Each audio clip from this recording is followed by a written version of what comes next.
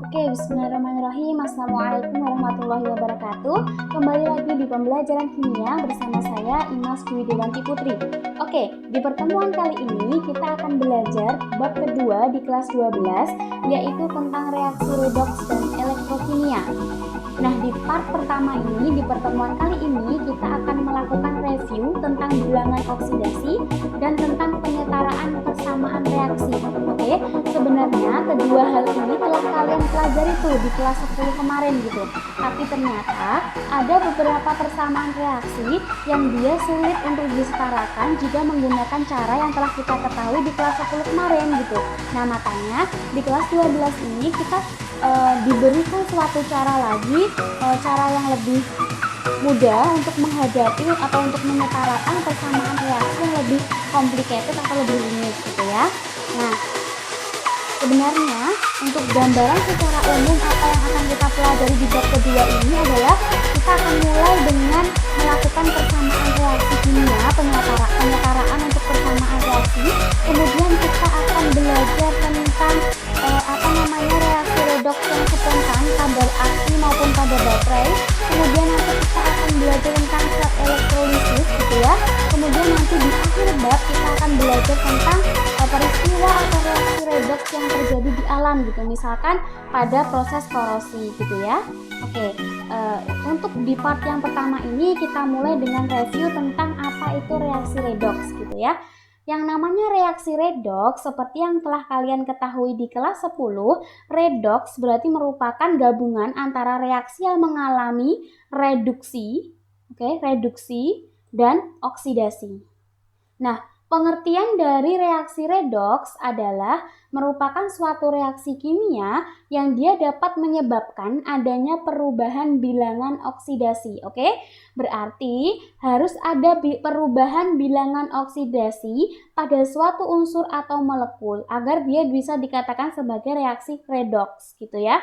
Oke, yang perlu kalian ingat, yang disebut sebagai suatu unsur atau molekul mengalami oksidasi itu adalah ketika terjadi kenaikan biloks atau pelepasan elektron. Sedangkan untuk reduksi berarti kebalikannya. Unsur yang mengalami reduksi adalah unsur atau molekul yang mengalami penurunan bilangan oksidasi atau dia menyerap elektron gitu ya. Nah, ilustrasinya adalah sebagai berikut. Misalkan ada senyawa A dan senyawa B. Masing-masing muatannya itu muatan awalnya adalah 0. Oke?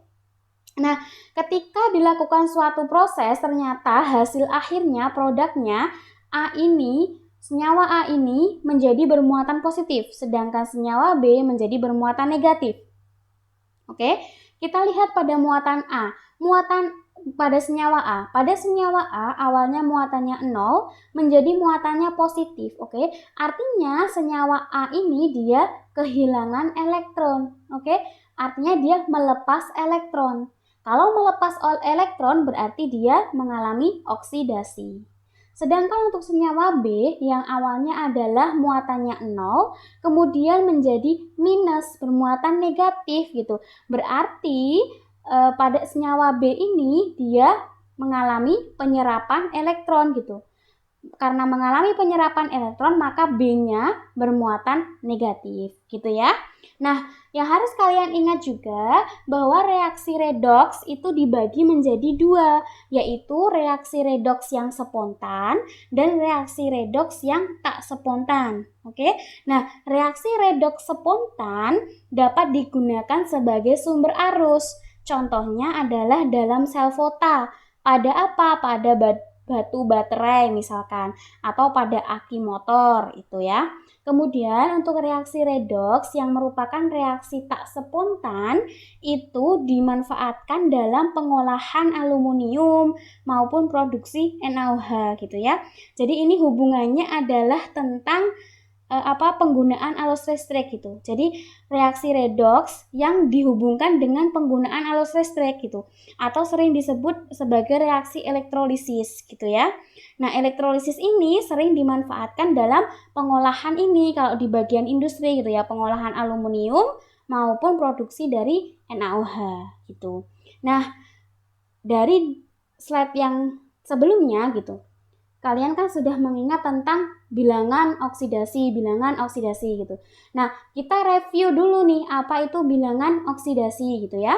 Bilangan oksidasi merupakan suatu bilangan yang menyatakan jumlah muatan yang disumbangkan oleh atom atau unsur tersebut pada molekul atau ion yang dibentuknya. Oke? Nah, bilangan oksidasi tersebut ditentukan oleh konvensi atau perjanjian IUPAC. Oke, nah isi ketentuan atau perjanjian menurut IUPAC itu adalah berikut merupakan beberapa ketentuan tentang bilangan oksidasi ya. Yang pertama yang harus kalian ingat adalah bilangan oksidasi unsur bebas dalam molekul unsur adalah 0.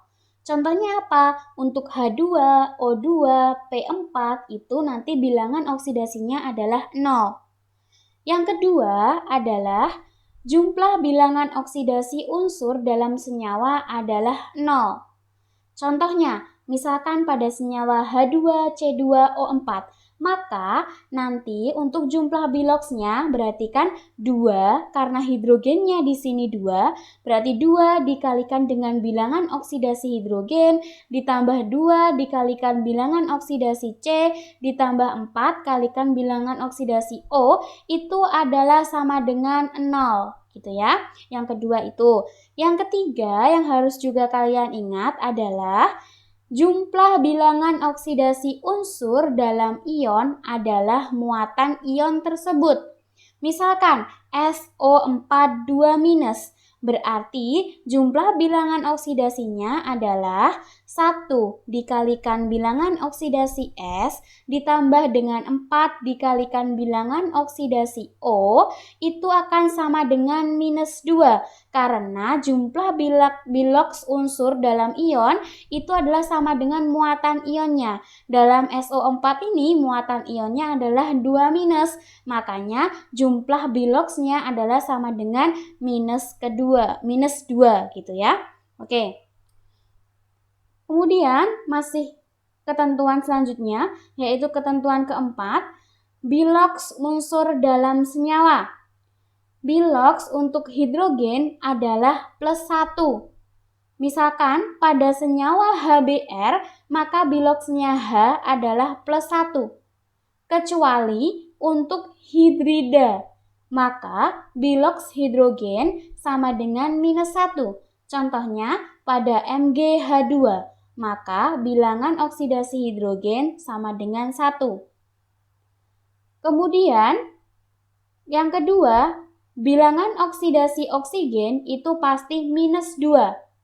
Contohnya pada H2O, maka bilangan oksidasi oksigen adalah -2. Tapi ada pengecualian untuk pertama, peroksida atau O2 2-. Maka misalkan contohnya adalah H2O2, maka bilangan oksidasi untuk oksigen pada senyawa H2O2 adalah -1. Yang kedua adalah superoksida O2-. Contoh senyawanya adalah KO2. Maka bilangan oksigen pada bilangan oksidasi pada oksigen untuk pada senyawa KO2 adalah -1/2. Kemudian yang C yaitu oksifluorida atau +2, misalkan contoh senyawanya adalah OF2, maka bilangan oksidasi oksigen pada OF2 adalah sebesar +2. Kemudian yang ketiga, untuk logam golongan 1A, maka bilangan oksidasinya adalah +1. Contoh untuk golongan 1A adalah Li, Na, K, Rb, Cs, dan Fr. Yang keempat, logam golongan 2A memiliki bilangan oksidasi +2. Contohnya adalah Be, Mg, Ca, Sr, Ba, dan Ra. Kemudian yang kelima, untuk logam-logam lainnya seperti Ag, dia memiliki bilangan oksidasi +1. Sedangkan untuk Zn, bilangan oksidasinya adalah +2. Untuk Al dan Sc, bilangan oksidasinya adalah +3. Oke, Untuk ketentuan yang keenam, bilangan oksidasi F yang merupakan unsur halogen pasti selalu 1. Contohnya NaF, maka bilox F pada senyawa NaF adalah -1. Yang ketujuh, sedangkan untuk bilangan oksidasi unsur halogen lainnya seperti Cl, Br maupun I umumnya -1. Misalkan MgCl2, maka bilangan oksidasi Cl pada senyawa MgCl2 adalah -1. Tapi ada pengecualian, misalkan pada senyawa interhalogen. Contohnya adalah ClF3, maka bilangan oksidasi F pada ClF3 adalah -3. Kemudian pada senyawa oksihalogen. Pada senyawa oksihalogen seperti HBrO4, maka bilangan oksidasi Br pada senyawa HBrO4 adalah +7. Contoh yang bisa kita ambil misalkan, tentukan bilox Mn pada senyawa KMNO4. Oke? Berarti KMNO4 dia merupakan senyawa, berarti jumlah bilangan oksidasinya pasti adalah 0. Oke, jumlah bilangan oksidasinya adalah 0. 0 sama dengan 1 dikalikan biloxnya K ditambah dengan 1 kalikan biloxnya Mn ditambah dengan 4 kalikan biloxnya oksigen. 0 sama dengan biloxnya K adalah 1 ditambah dengan 1 kali biloxnya Mn yang kita cari ditambah dengan 4 dikali dengan biloxnya oksigen. Biloxnya oksigen adalah -2. Maka 0 sama dengan 1 ditambah bilox Mn ditambah -8. 4 kalikan -2. Oke, berarti 1 -8 sama dengan -7 kan? Bilox Mn 0 sama dengan bilox Mn -7. Berarti biloxnya Mn sama dengan +7. Itu ya.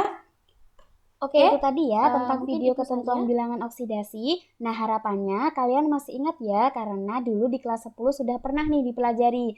Nah, untuk video selanjutnya silakan dipelajari tentang penyetaraan persamaan reaksi ya. Oke, gitu aja. Semoga bermanfaat, semangat belajar, dan jangan lupa stay at home, stay kreatif ya. Assalamualaikum warahmatullahi wabarakatuh.